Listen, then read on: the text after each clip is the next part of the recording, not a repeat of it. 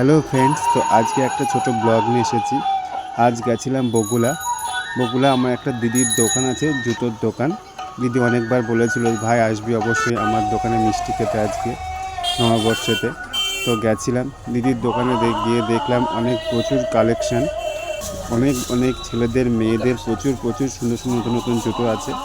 তোমরা যদি কেউ কিনতে চাও অবশ্যই বগুলা যাবে। বগুলা বাস স্ট্যান্ডের কাছেই দিদির দোকান আছে।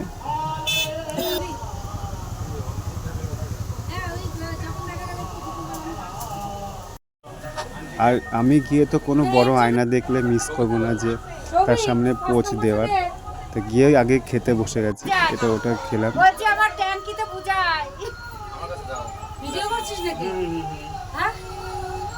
নমস্কার, সবাইকে জানাই শুভ নববর্ষের প্রীতি, শুভেচ্ছা এবং অভিনন্দন। আমার ভাই তাপস আজকে এসেছে নববর্ষের উপলক্ষে আমার দোকানে।